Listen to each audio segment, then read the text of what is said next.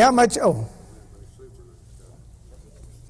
All right. Well, good evening, everyone. Great to have those of you that could come and be here in person. But I know we're live streaming this, so we welcome all of those that are watching the live stream. We ask those of you that are watching the live stream to get your Bible out. And if you would, turn it to the 15th, 16th chapter. We've actually covered the book of Revelation a whole lot faster than what I normally would do.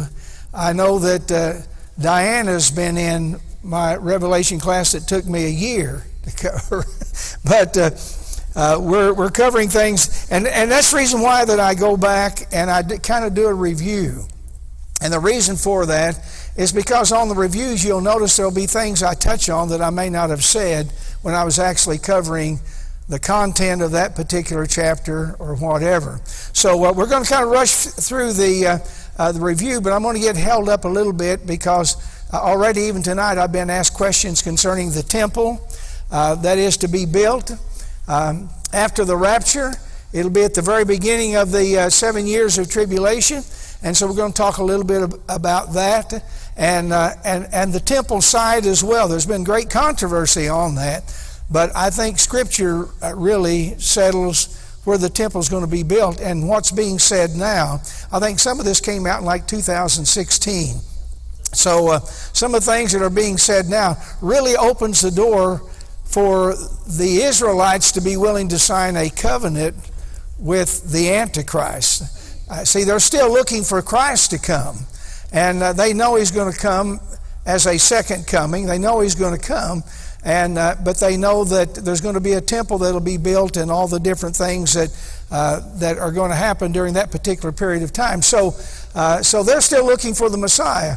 And if we went to Daniel 9:27, listen, Daniel's really, it's mostly history, but when you look beyond the history at the prophecies that are given, then you begin to understand the book of Revelation a whole lot better.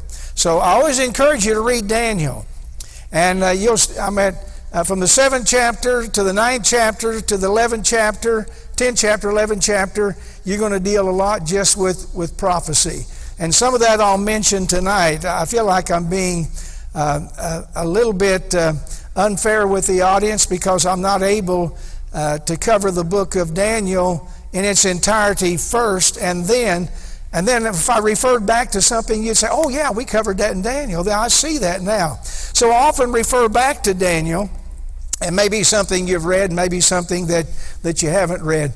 But the next event to take place is what? The rapture of the church. Nothing has to happen before that takes place, but immediately after the rapture, we know that things are going to begin to accelerate through the 7 years of tribulation. Now people ask, and still I'm getting these questions even though I feel like I've explained it, why is it 7 years of tribulation? Well, we know that in the book of Daniel it mentions weeks as years. And so when it mentions 70 weeks, we know that out of that 70 weeks, 69 of them have already happened, which would be from the rebuilding of the walls to restoring Jerusalem till the death of Christ. So we know that out of the 70 years, 69 has already happened. So it only leaves 7 more years. All right?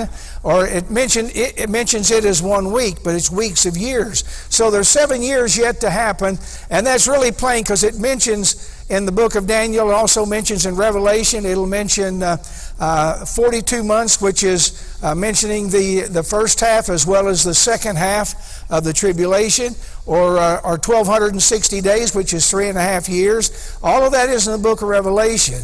And it deals primarily with the last half of the tribulation that would be here on the chart. So rapture of the church takes place, and what takes place after that? Well, I think things are going to accelerate pretty quick. And a lot of people have said, no, I mean, how could all of this happen in 7 years? Well, you stop and look at what's happening now. And very quickly you'll see things could happen just that quick. Otherwise, the Antichrist could rise up, and we know he's going to be the white horse rider in the 6th chapter of the book of Revelation. And why white horse? Because he comes as a deceiver. Why would Israel sign a covenant, 7-year covenant, with someone that they thought was the Antichrist? So he comes on a white horse, but he comes conquering and to conquer. Now, who's he going to conquer? Now, we've already touched on this a little bit. He's going to have to conquer the 10 kingdoms in the old Roman Empire. Now, there's 20-some kingdoms here on the chart in the old Roman Empire, but if you look at the dream or the vision of Nebuchadnezzar here in Babylon, it mentions these different kingdoms that will exist after him, that will overtake him, and then one overtakes the other, and it goes all the way down to the Roman Empire, which is really the Roman Empire. As far as its boundaries are still where they were at the time of Nebuchadnezzar. And so, but on that, this metallic image, it mentions 10 toes. So whenever you hear 10 toes, which represents 10 kingdoms, or you hear 10 heads, well, it's talking about kingdoms. I mean, so once you get, that, an understanding of that down, well, then you begin to understand, well, okay, the 10 toes represent what? Well, the 10 kingdoms. The 10 kingdoms that he's going to have to defeat. How long does it take him to defeat the 10 kingdoms? It's going to take him 3.5 years. Now, how do we know that? Because in the 13th chapter, we covered this, I think, maybe it was last week. 13th chapter, it mentions the rise of the Antichrist coming up out of the sea. That's the sea of people. It's not up out of the Mediterranean Sea or whatever, but it's the sea of people. And so he comes up, rises up to power. It mentions the 7 heads, and it mentions the 10 horns. All right, the 10 horns is in reference to the 10 toes that we see here on the metallic image, which is 10 kings. And so Antichrist has got to defeat those 10 kings before he's going to actually be in full power. It takes him 3.5 years to do that. So chapter 13 tells us that now, not only it speaks of him as having the 7 heads and the 10 horns, but it says he also has the 10 what? Crowns. So that would mean he's in control now of the old Roman Empire. So as we see him as the white horse rider, he comes in very deceptive with Israel, signs a 7-year covenant, but in the middle of the 7 years, he breaks his covenant. And that's in Daniel 9:27. And what happens, here's the thing that is so interesting about all this. All the dominoes kind of fall together here, or cards or whatever you want to call it, as far as creating what an understanding that's important to us is that the Antichrist here at the very beginning, he signs this covenant and whatever. Israel, 7-year covenant, Israel thinks he is the Messiah, and they're willing to give him a writ or a writing of a covenant. They're willing to make a covenant. Now, the big question on all of this that has been there is that in order to do that, they would have to have a right to build the temple. Because the Bible is very clear, even in Revelation, where it said that to go forth and measure the temple and whatever, because Antichrist is getting ready to set himself up really as God. And so that's been a big question. As a matter of fact, I've searched this and searched this and searched this, but then whenever I'd watch that video, and then Pastor Jeff had watched the very same thing, then the dominoes kind of begin to fall where they were supposed to fall and whatever. Because Israel would never sign a covenant with the Antichrist if they didn't know they could build the temple. Now, why is the temple important to them? Because that's where the Holy Oblation is going to be. And in the middle of the week is when the Holy Oblations, according to Daniel 9, is when the Antichrist rises up as Antichrist. He's got control of the 10 kingdoms. That is the old Roman Empire. He has control of it. And now we see in this second 3.5 years is when he begins to offer the mark of the beast. So a lot of people think it's going to start here at the very beginning. No, he doesn't have control of the 10 kingdoms. And so when he gets control in whatever and sets himself up as God, then the mark of the beast will be given. It won't be just offered. It'll be it'll be a very forceful thing. Either you take the mark of the beast, mark, name, or number, or you can't buy, you can't sell, you can't do anything. Now, in order to kind of calm the fears of a lot of people maybe watching, and those of you as an audience here tonight, there's no indication the mark of the beast will ever reach America. No indication at all. Matter of fact, most of the wrath of God that is poured out, you're going to find most of that is pretty well confined to the old Roman Empire. I mean, if it takes him 3.5 years to get control of the 10 kings in the old Roman Empire, I mean, you're looking at a bigger world than just those parts of Asia, Europe, Asia, and Africa. You'd be looking at the whole world. There's no indication of that. So should that say something to us like, well, we got plenty of time then, and if we miss the rapture, well, then we'll just live through the tribulation, and then at the very end of the tribulation, well, then we'll get to move into the millennial reign. I've had people say that to me when they think the mark will never be given here in the United States. But here's what you got to realize: when the rapture takes place, now listen to me carefully, America will never be the same. There'll be no continent that'll ever be the same. When we talk about all the martyred saints, it'll be the beginning of all that under the 5th seal. I mean, the first seal is a white horse rider, second seal is war, third seal is famine, the third seal is, the fourth seal is death, and then the 5th seal is the souls under the altar. With what's happening even in America today, I mean, just stop and think. I mean, prayer's already been taken out of the schools, and matter of fact, even in government, because of the conflict between they call it religion, between religion and politics and whatever. Well, then there can't be a mixing of the two, and so as a matter of fact, I was told they'd already taken, I think, In God We Trust off of a lot of things that are in the House or the Senate or whatever. I mean, it's very disturbing. But can you imagine when all the saints are gone? When all the saints are gone, this place is going to be a lawless place. I mean, there'll be no laws. I mean, there'll be killings. I mean, right now, think of all the countries right now.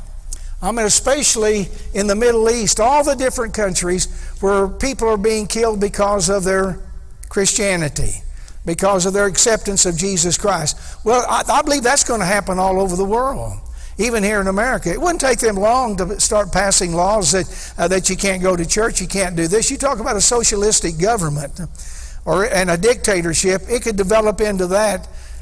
The next president election could develop into that. So don't ever think that that just because America and many of the other nations won't have to face the mark of the beast, don't think that America is going to be a place where everything's just going to be hunky-dory and be fine and just go on and do what you're doing now. No, I'm talking about the economy is going to be affected. Everything on the earth. I mean, what we grow, everything's going to be affected. It's not going to be a place, I'm saying that to those that are listening and to those of you that are here, it's going to be a place that you won't want to live. I got people now saying that America is the worst place in the world. It's the best nation in the world, but still it's a terrible place to live because of everything that's happening. I mean, just listen to the news. I mean, killings just here in Oklahoma. All kinds of killings and all kinds of stuff going on and whatever. Happening every day. I mean, the drug trafficking and then also the sex trafficking where someone walks out of a mall and they grab them, a young lady, and put them in the van and their parents never see them again. So don't think that things are going to remain exactly the way it is right now, because I'm telling you it's not. When the rapture is gone, that means the salt of the earth is gone. And things are going to be a whole lot different. I believe there's going to be a lot of people that will get saved, and that's the souls under the altar that sometimes, many of them probably will have to give their life in order to have the testimony of Jesus Christ. And so then we see the white horse, the red horse, black, and then the pale, souls under the altar. Then the wrath of God begins in the 6th seal. And the 7th seal merely is just an introduction, a time of silence, an introduction for the 7 trumpets. Now in the 7 trumpets, have you noticed that the first 4 of those trumpets deal primarily with the wrath of God, deals primarily with with vegetation, with the lakes or rivers, and with the sea, and with the sun and the moon and the stars. It's primarily dealing with those things. That's the first four trumpets. But now the next three trumpets are referred to as what? As woes.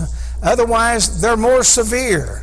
And as a matter of fact, we could back up to the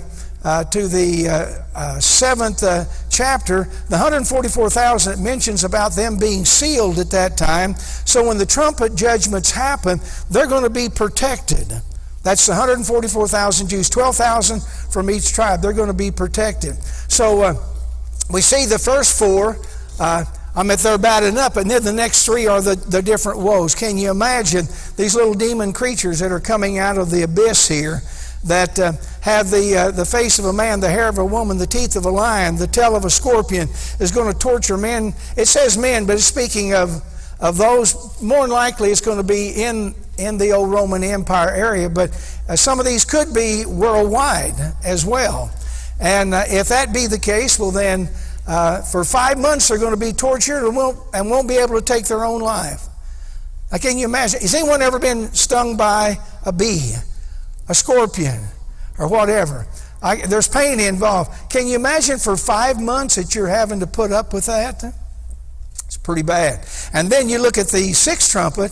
It's 200 million horsemen that come out of the abyss. The horses can spray fire and smoke out of their nostrils and whatever. Will actually kill men and whatever. I gave you the population. If it was the whole world that this affected, the whole world would be, it would be millions. That would be, we got 7.5 billion people in the earth today. And so if you look at what is it, a third part of them or a fourth part, whatever, I forget exactly how many, but if you took the whole earth, we're talking about millions of people that this would certainly affect. And then we see the seventh trumpet. Now, after the seventh trumpet, we see that's going to be the end of the first 3.5 years. And so there's some insertions that are made there concerning things that God wanted us to know that's going to continue the duration of the last 3.5 years. And that's the two witnesses. All right? And we know Elijah, according to Malachi, is going to be one of the witnesses. Now, he's never died. How many know that he's never died? Whirlwind came by and a chariot and took him to heaven. The only other person that has not died a natural death is Enoch. And we go all the way back to the book. He'd be the oldest human still alive. And it says he knew not, that is, death, because God took him. And so those two have been reserved for this particular period of time. So in that 11th chapter, it gives us the whole scenario of them, how that they'll be empowered by God. They'll be able to bring about plagues here upon the earth. They'll cause it not to rain. All these different things will happen. But then at the end of the 3.5 years, it says that they are killed. They lay in the street for 3.5 days. And then after 3.5 days, what happens? Then they're resurrected, they're taken to heaven. So all of these things we have covered in just pretty good detail. And then in the 13th chapter, we talked about the Antichrist. And now when we see the Antichrist in the middle of the tribulation, we see him in full power of the 10 kingdoms, the old Roman Empire, and now he's offering the mark of the beast, or giving the mark of the beast, the mark, name, or number, and if you don't, you can't buy, sell, or whatever. It's going to be a terrible time, especially for those that it's going to concern. The thing that helps during the second 3.5 years, now we also know that Israel is going to, in the middle of the tribulation, in the 14th chapter, it mentions that the 144,000 are going to be raptured. In the 17th chapter, we see them in heaven, the 144,000. But whenever that happens, you have to understand, whenever Satan is cast back to the earth, he's got access to heaven right now. Him and his angels do. And so under the seventh trumpet, we see that he's cast. No longer does he have access to heaven after the seventh trumpet. And so he's cast down to the earth. He's on the earth today already, but right now he has access to heaven. What's he doing in heaven mostly? He's accusing the brethren. And that's what the Scripture says. And so our testimony of Jesus Christ and whatever is what gets us through even today. But anyway, no longer will he have access. So now he's here upon the earth, and now he pours out his wrath upon the nation of Israel. That's the reason why that the nation of Israel, it's referred to as the woman. What does she do? She flees into the wilderness, or to Edom and Moab, and there she's protected for the second 3.5 years. Now there's a remnant that does stay behind, and that remnant will certainly suffer persecution, and probably many of them that get saved will die as martyrs as well. So anyway, it brings us to that place of the second 3.5 years. Now that's when the vials are poured out. Now, most of these deal primarily, it refers to it as the seat of the Antichrist, or where Antichrist is ruling. All right? And you're going to see that in Scripture. So in the 15th chapter, that's where we were at.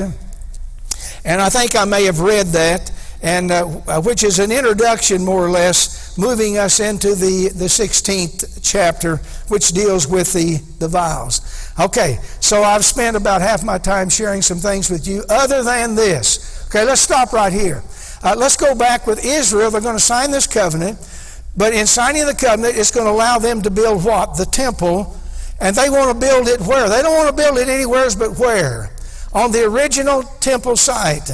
Now, we know that it was somewhere, David was born around 1000 BC, but we know after that he spoke of a temple being built, but he knew that he wasn't going to do it, so his son Solomon built the temple.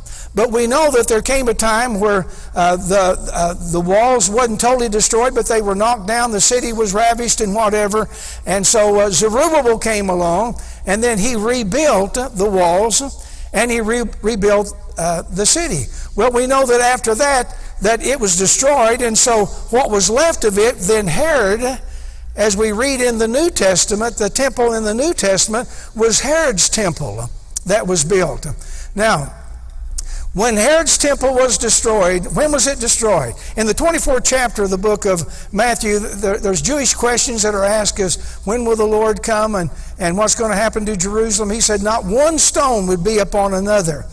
In 70 AD, when Titus rode in to Jerusalem, the city, the total city, the walls, the temple, everything was destroyed. Now you've heard it said many times that where the Wailing Wall is at, that those stones were stones that were a part of the walls. Now there's proof that some of them may be, but not all of them. Because after 70 AD, the Israelites, or the nation of Israel, they were dispersed. And everything changed. Geographically, everything changed as far as where the temple was at. So then what happened? Well, we know that the mosque is called the Rock of the Dome, that is built there. Everyone has assumed that that's where the original site was at. But now the archaeologists and many others that have looked at this, done excavation, whatever, they've realized that where the dome is at, that it's several hundred feet to the south of it where the original temple was. Now here's how they know, and the Scripture points this out, and I'm not going to get into the Scriptures tonight, but sometime maybe we can. The Scriptures point this out, that the temple was built over in a location where the spring of what was it called? Gihon was at. It was the only place that gave water to Israel.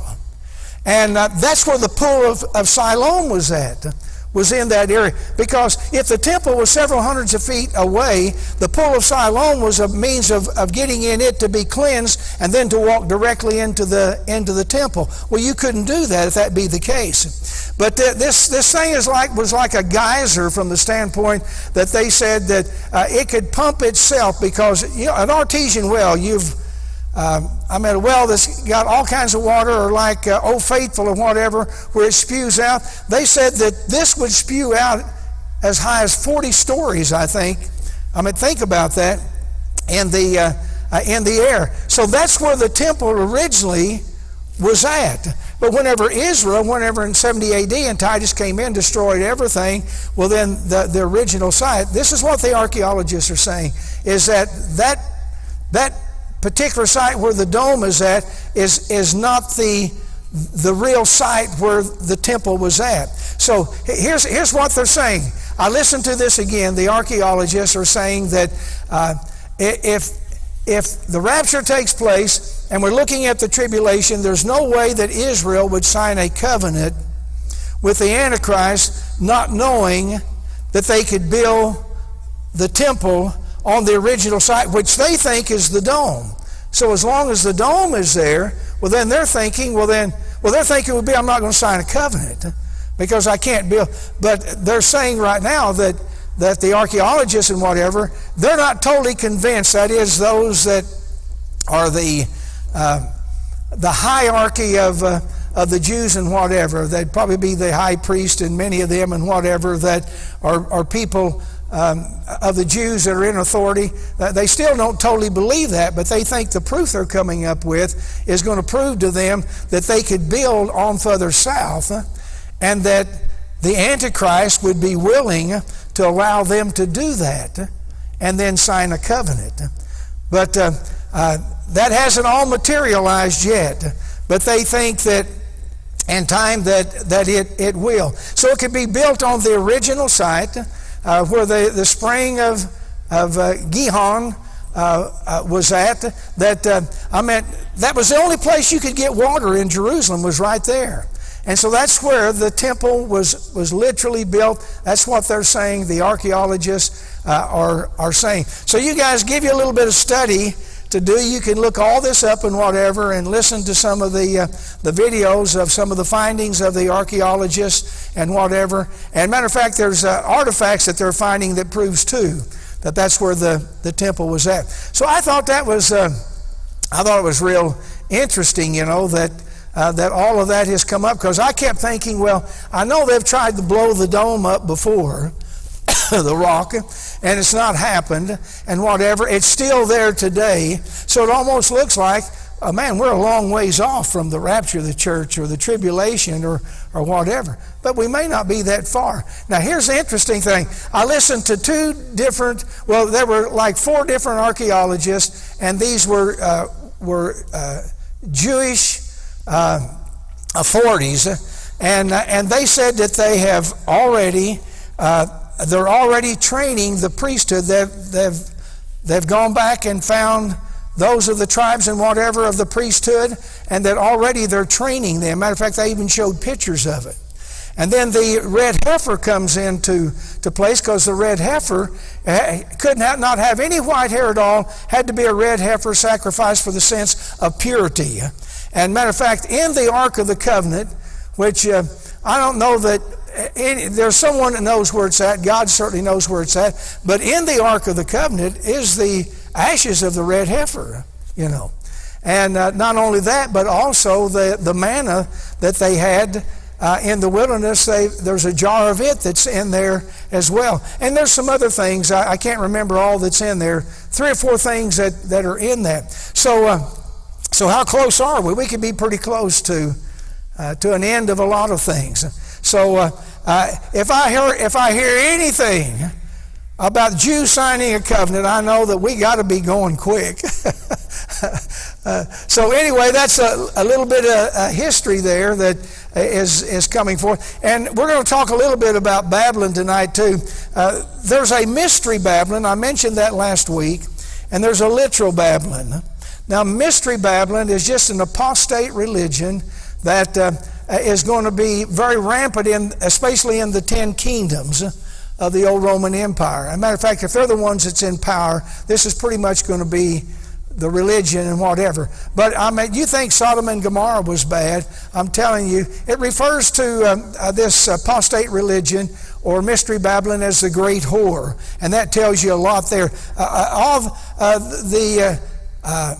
Everything that you can think of that goes on in San Francisco when they have their big parades there, that's nothing compared to what will be going on during the second half of the tribulation and whatever. Now, the thing that's interesting about that is that Babylon is very much a part of that, because Babylon is going to be a major place of commerce. Now, I don't want to get too far on this, but I'm thinking, okay, it's going to be a major place of commerce, but right now, everything I can find, the last work that was done on Babylon was done by Saddam Hussein.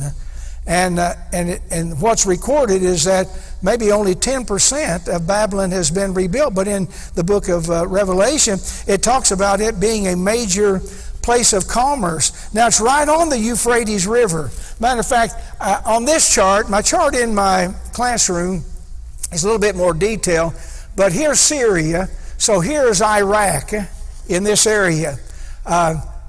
Baghdad, you've heard of Baghdad, all right? About 52 miles south of Baghdad is where Babylon is at, and the Euphrates River goes right through Babylon.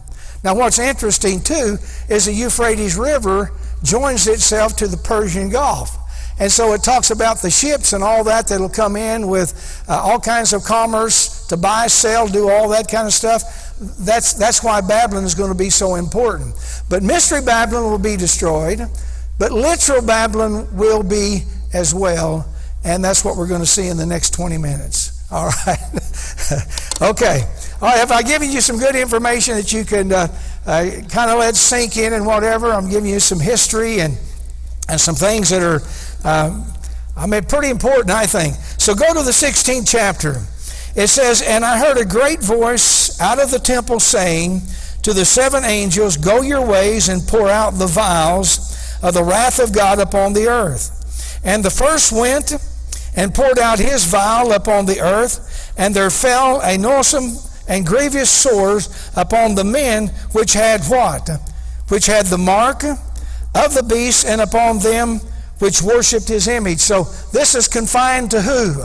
This first vial is confined to those that have taken the mark of the beast. Most likely, it's going to be those that are in the old Roman Empire here. So now we're talking about what part of the tribulation? The last 3.5 years. The vials, 7 vials, take place in the last 3.5 years. All right, then the second vial. "And the second angel poured out his vial upon the sea, and it became as blood." It doesn't mean that it became blood, but it became as blood, polluted. It says the blood of a dead man, and every living soul died in the sea. More than likely that could be in the area, and probably is, of the Mediterranean Sea that we see here on the chart, because the old Roman Empire surrounds it. Then we go to verse 4, "And the third angel poured out his vial upon the rivers, fountains of water, and they became blood. And I heard the angel of the waters, Thou art righteous, O Lord, which art and was and shall be, because thou hast judged thus. For they have shed the blood of saints and prophets, and thou hast given them blood to drink, for they are worthy. And I heard another out of the altar say, Even so, Lord God Almighty, true and righteous are thy judgments." You know, these things that are happening here in the second and third are things that happened in Egypt. I mean, we're going all the way back, whenever Moses was leading Israel out of Egyptian bondage. I mean, it happened then. Can it happen now? Well, certainly it could. Then the fourth vial. "And the fourth angel poured out his vial upon the sun, and power was given unto him to scorch men with fire." I thought it was hot today, but it's going to really be hot when this happens. "And men were scorched with great heat, and blasphemed the name of God which hath power over these plagues, and they repented not to give him glory." So if they repented not, most likely we're still looking at what's happening here in the old Roman Empire, where the Antichrist is ruling. All right, then we have the fifth vial, and the fifth vial poured out his vial. The fifth angel poured out his vial upon the seed of the beast, that is the Antichrist, and his kingdom was full of darkness, and they gnawed their tongues for pain, and blasphemed the God of heaven because of their pains and their sores. Now understand, you go back to the first one, all these sores and things that are happening, it doesn't just happen over just a little short period of time. There's a duration to all of this, that they're going to have to suffer through these vials that we're covering. And blasphemed the God of heaven because of their pains and their sores, and repented not of their deeds. The sixth vial. And the sixth angel poured out his vial upon the great river Euphrates, and the water thereof was dried up, that the way of the kings of the east might be prepared. Now this is interesting. How many have studied this? Anyone really studied this? The reason why the Euphrates is dried up, because in Daniel, the 11th chapter, it says the Antichrist hears tidings out of the north and the east, so he has to go and defeat those countries. Well, you're looking at, here's Syria, so the Euphrates is kind of at a slant like this, and you're talking about kings of the north and also of the east. They have to cross the Euphrates, so it's dried up. Now it's going to make it easy for them to come, and that's when the Battle of Armageddon is going to take place. And so it makes it easy for them to come. They're coming under the power of the Antichrist to do what? To defeat Christ. Of course, we know the end result of all of this already, that they're going to be defeated. Now we see in the 13th verse, there's a parenthetical statement, and I've explained that to you, where the prophecy kind of stops, and in parentheses he tells us something that that may not be for just that period right now. It could be something later or whatever, that he wants us to know. And so he says, and I saw three unclean spirits like frogs come out of the mouth of the dragon, that's Satan, and out of the mouth of the beast, and out of the mouth of the false prophet. We know that the Antichrist comes out of the sea, the false prophet, the sea of people, the Antichrist out of the earth of people, and then there's the dragon. The dragon is who? It says the dragon is Satan. So we have kind of a satanic trinity then, don't we? We have Satan, who wanted to be like God. We go down here at the very end of the chart here. He wanted to be like God, so as he said, in Isaiah 14, Ezekiel 28, he said, I'm going to ascend above the heights of the clouds. I'm going to dethrone God. I'm going to be the Most High. Otherwise, he was going to sit on his throne. What happened to him? Bible says he was cast back down to the ground, where he weakened the nations, defiled the sanctuaries. And that's another subject there that we can't get into because it takes a long time to explain to people the fall of Lucifer and what happened and where he was at and who he was ruling at that particular time. So now I'm giving you some things to maybe look up. For they are the spirit devils working miracles, which go forth unto the kings of the earth and the whole world to gather them to the battle, the great day of God Almighty. Behold, I come as a thief. Blessed is he that watcheth. Okay, now we're not to the second coming as yet, but like I said, a parenthetical statement kind of stops everything, gives us information. So now he's talking about what? The Battle of Armageddon. All right, it's going to happen in the 19th chapter. It's going to happen. Okay, but this is information he wanted us to have. And so it says, and he gathered them together into a place called, in the Hebrew tongue, Armageddon. Now, it's in the valley of Megiddo, or the Kindred Valley. If you've got a computer, look that up, and it'll show you where all the great battles have been fought. Where David fought Goliath, it was the mountain of Jehoshaphat, but all of that is a mountain line, a line of mountains and whatever, where all the great battles were fought. And Israel sometimes lost battles, but mostly they won battles. But the Kindred Valley is a valley, I mentioned this last week, that, it's not wide at the base of it. And when it says that like we read last week, that the blood of the horses at this battle would, on the horses, the blood of the people that are killed would go up to the bridle of the horses. Now, the Kindred Valley is 184 miles long. So how many people are going to be killed? Now, there is a river that runs through parts of that and whatever, where there's a water source, but I'm telling you, there's going to be a lot of people that's going to die, in the Battle of Armageddon. We got what? 7.5 billion people on the face of the earth. I mean, how many of those? And I don't know how many people are really truly saved and born again, but we're going to be raptured. How many people are going to be on the earth? It would only be a vague estimation of how many could still be here in reference to all of those that will be killed at the Battle of Armageddon. But I'm telling you, it's going to be big. Okay, for the blood to run up to the height of the reins of the horses, it would have to be. And then we see the seventh vial. So he stopped here before the seventh vial to tell us something about the Battle of Armageddon. And the seventh angel poured out his vial into the air, and there came a great voice out of the temple of heaven from the throne saying, "It is done." And there were voices and thunders and lightnings, and there was a great earthquake. You know, going back, we were looking at a parenthetical statement. It mentioned a great earthquake there. That's this earthquake. All right, it says, "A great earthquake such as was not since men were upon the earth, so mightily an earthquake and so great. And the great city is speaking of Jerusalem, was divided into 3 parts, and the cities of the nation fell. And great Babylon came," this is literal Babylon, "came into remembrance before God to give unto her the cup of the wine of the fierceness of his wrath. And every island fled away." It doesn't mean every island is gone or whatever, but it's just giving a reference here. There's a word for it, and I can't think what it is, so who cares? "And every island fled away, and mountains were not found. And there fell upon men a great hail out of heaven, every stone about the weight of a talent," which would be over 100 pounds. You'd have to have a roof job, not just a single job, new shingles. You'd have to have a roof put on your house. But can you imagine? I mean, this is going to be devastating. I mean, it's not just going to hit people and injure them. Things like this would end up killing them. I mean, that's a great hail out of heaven, every stone about the weight of a talent, and men blasphemed God because of the plague of the hail, for the plague thereof was exceedingly great. And then we go to the 17th chapter. Now that ends the 7 vials.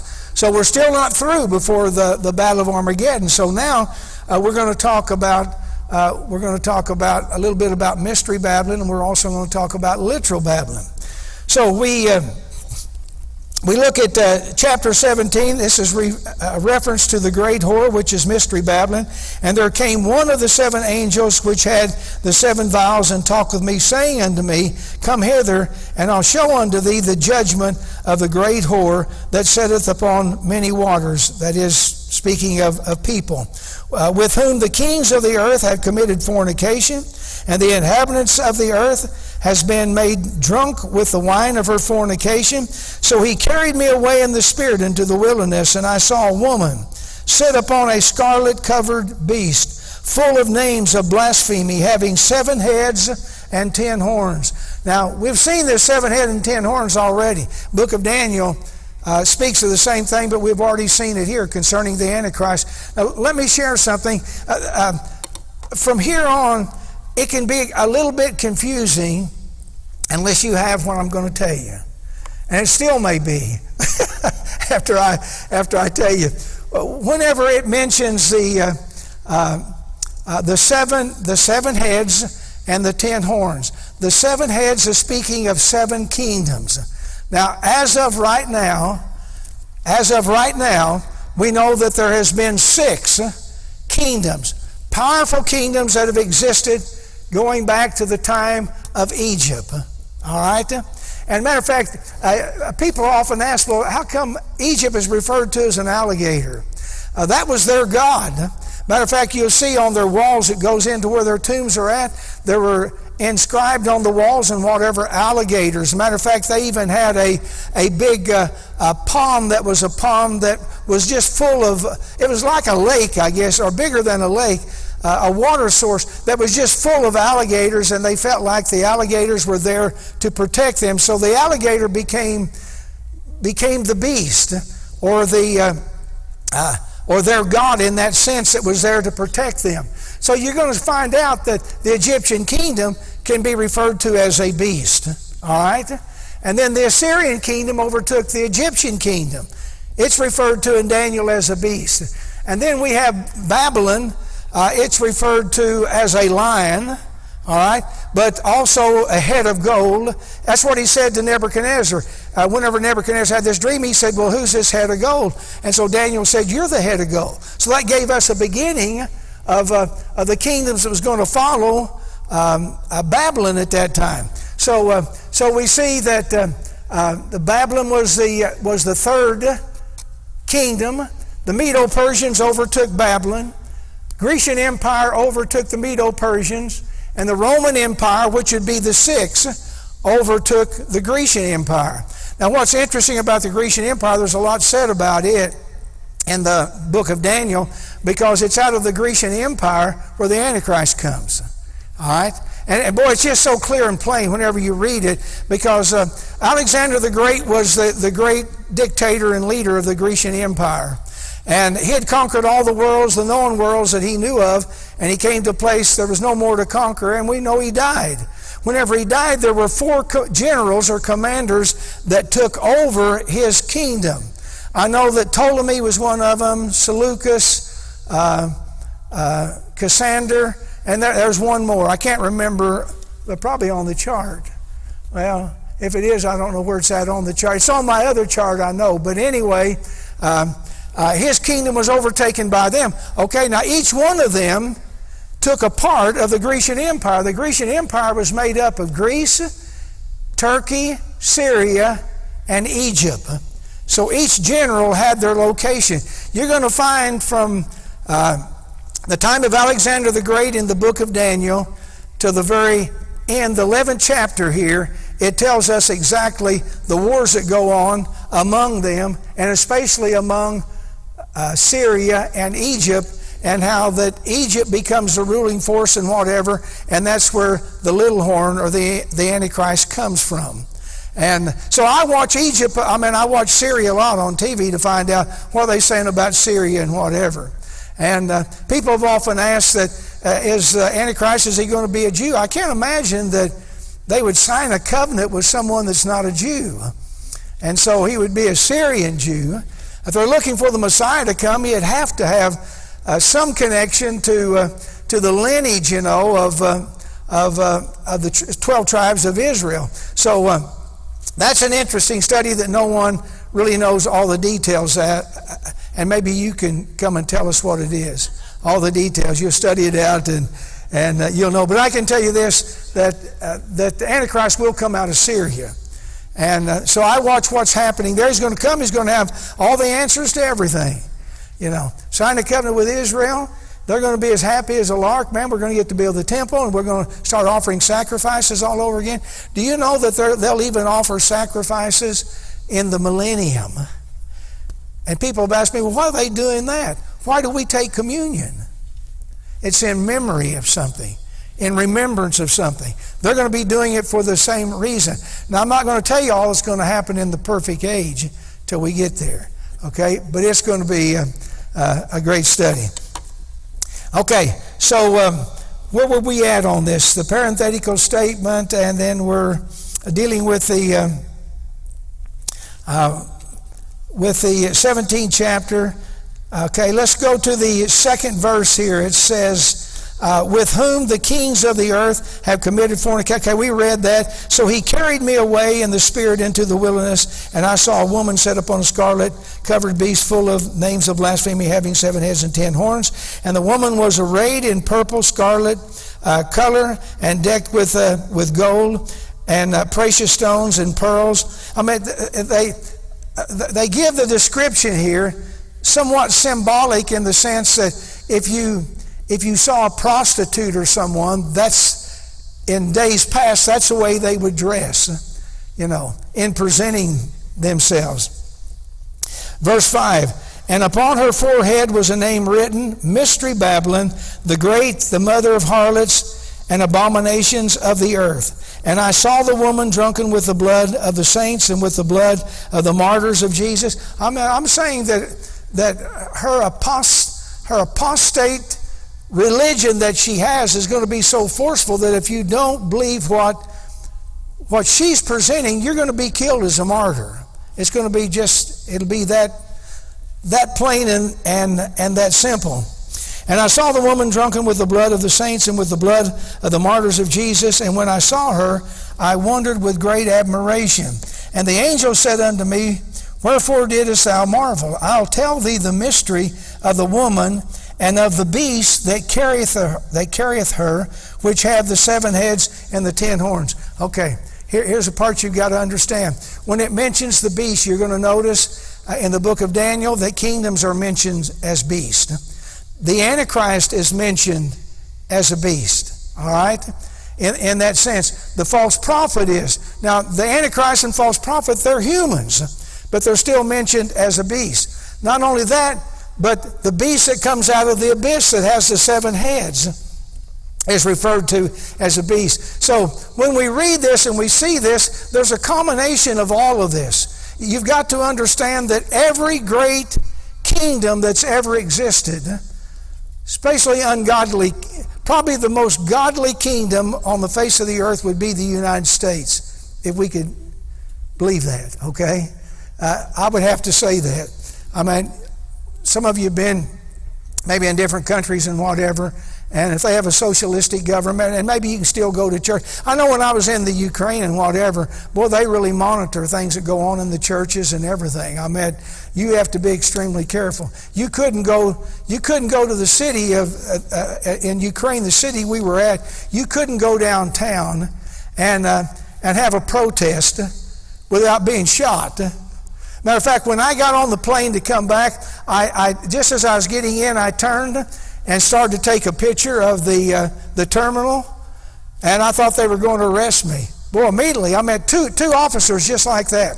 Were right there, and they told me to put my camera up. It was just an iPhone, and they told me to put it up. Oh man, I didn't ask any questions or whatever, because they probably would have taken my phone and taken me to jail, and I may still be in the Ukraine. So I'm just saying that, you know, America is probably the greatest country that exists. I mean, in the world now. There could be others that people would consider that to be the same. But here's the thing you've got to understand. So this about the beast. So it's kind of when it says that, it could be talking about the beast here. It could be talking about the Antichrist. It could be talking about the false prophet. It could be talking also about a kingdom that has existed. Now here's the thing. Every great kingdom that's ever existed that was evil has been driven by demonic spirits. We're going to talk about the prince of, which is a demonic force of a fallen angel, demon or whatever, that is going to be in control of the Grecian Empire. When we get into it here in just a minute. So you're going to see that the Antichrist, he's referred to as a beast. He's a human, but he's empowered by what? By satanic powers. Those that have ruled these countries that we see on the chart and still are ruling them today. So there's a demonic force that's been behind every great kingdom that has been evil. And so whenever we read this, we've got to understand when it says beast, we could be talking about, but it explains it. Could be talking about a kingdom, could be talking about the beast that comes out of the abyss, it could be talking about the Antichrist. Okay, so are you there with me now? Okay, now, let's go on.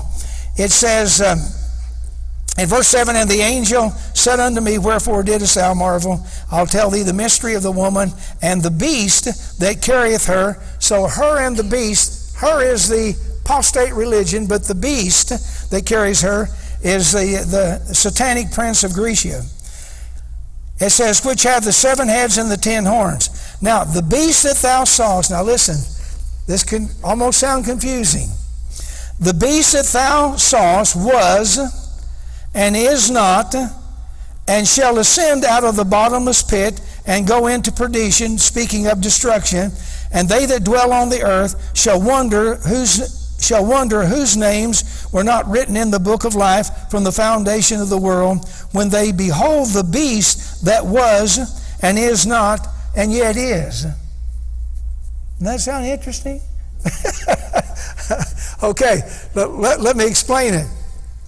The beast that was, but is not, but will become, okay? Or will be, all right? Now we're talking about the Grecian Empire. The Grecian Empire was, but is not during John's day, but will be, because the Antichrist comes out of what kingdom?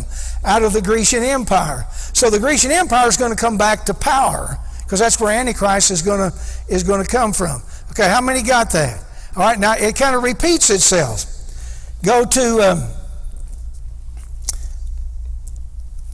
verse 8. The beast that thou sawest, I read that, didn't it? Was and shall ascend out. No, here you go. The beast that thou sawest was and is not, and shall ascend out of the bottomless pit and go into perdition, and they that dwell on the earth shall wonder whose names were not written in the book of life from the foundation of the world, when they behold the beast that was and is not and yet to come. And here, now listen to it, is the mind which hath wisdom.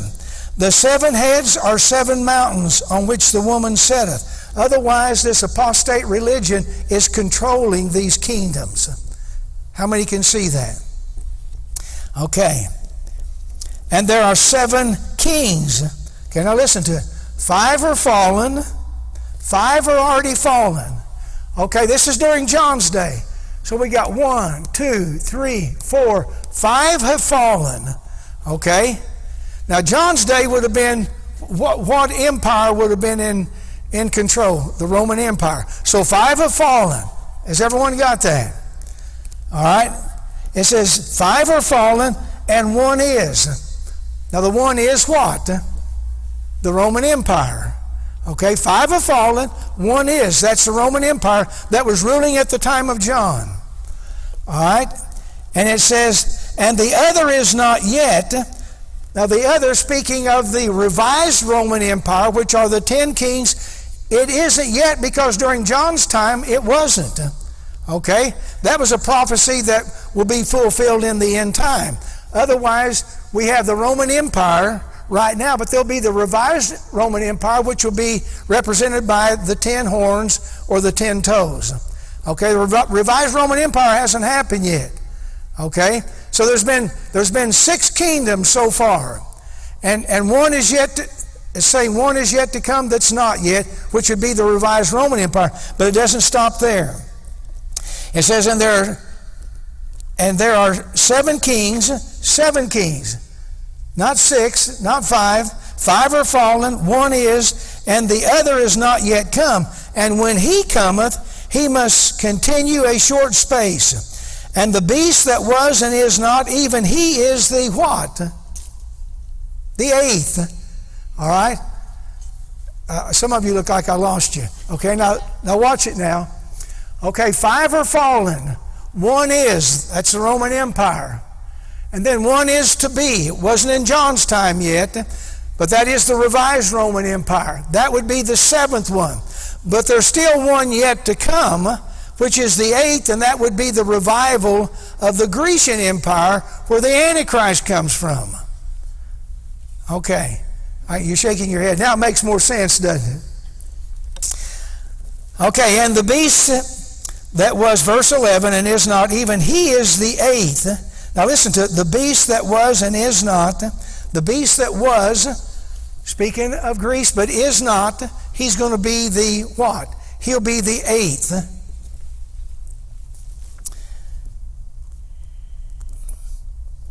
And the beast that was and is not, even he is the 8th, and is of the 7, and goeth into perdition. And the 10 horns which thou sawest are 10 what? 10 kings. It tells us what he's talking about, who he's talking about, which have received no kingdom as yet. Now listen to it. And the 10 horns which thou sawest are 10 kings which have received no kingdom as yet. The 10 horns representing the 10 toes, which is the revised Roman Empire. Has that happened yet? No. Okay? It hadn't happened in John's time, but it will happen, which is the revision of the Roman Empire. And the 10 horns which thou sawest are 10 kings which have received no kingdom as yet, but receive power as kings 1 hour with the beast. That is, for a short period of time. Takes the Antichrist as the beast 3.5 years in order to defeat the 10 kingdoms. That hadn't happened in John's time, but it will happen. That's the revision. That's the revival of the revision of the Roman Empire. From, I think it was like 24 or 25 states. It's going to be cut down to 10. So that hasn't happened yet. But after that happens, there's going to be the 8th, which would be the Grecian Empire, the revival of the Grecian Empire that will come up in power. Why? Because the Antichrist comes out of what kingdom? The Grecian Empire, all right, which is made up of Greece, Turkey, Syria. He'll come out of Syria, and here's Egypt. That's the four. Okay, let me finish this here. Verse 13, these have one mind and shall give their power and strength unto the beast. These shall make war with the Lamb being Jesus, and the Lamb shall overcome them. For he is Lord of lords, King of kings, and they that are with him are called and chosen and faithful. And he saith unto me, the waters, now here this is what I said a while ago concerning the great whore, speaking of the waters and whatever, is speaking of a sea of people or speaking of the multitudes of people. And he saith unto me, the waters which thou sawest, where the whore sitteth, are peoples. So it explains itself, doesn't it? It's peoples and multitudes and nations and tongues. And the 10 horns which thou sawest upon the beast shall hate the whore, and shall make her desolate and naked, and shall eat her flesh and burn her with fire. For God hath put in their hearts to fulfill his will, and to agree and give their kingdom unto the beast until the words of God shall be fulfilled. Okay, now I mentioned last week that it's not God that destroys Mystery Babylon, but it's the beast. It's the Antichrist that does. The Antichrist, his is more political starting off than it is anything. But the Mystery Babylon, or the great whore, hers is about, it's about sin, deception, any kind of sin you can possibly think of. But now, the Antichrist doesn't want that kind of religion or whatever. He's got his own. So he's going to rule as a dictator. For the last 3.5 years, he'll rule as a dictator, and we could say he's going to rule in a political fashion, but also in a spiritual fashion, which would be a godless fashion. And that's whenever he's killing the saints that won't take the mark of the beast, and a lot's going to happen during that particular period of time. Okay, now the 18th chapter. We're not going to cover it. We're already past time, but anyway. We'll be looking at this, and it's going to talk about the fall of Great Babylon. I mentioned a little bit about Babylon. It's going to be rebuilt to whatever degree. I know it's not there yet, but it's going to be, and be a great place of commerce. So we'll look at that. Okay, did you get anything out of this tonight? I know I covered a lot of material, and normally I'd do it in probably 3 sessions, but I did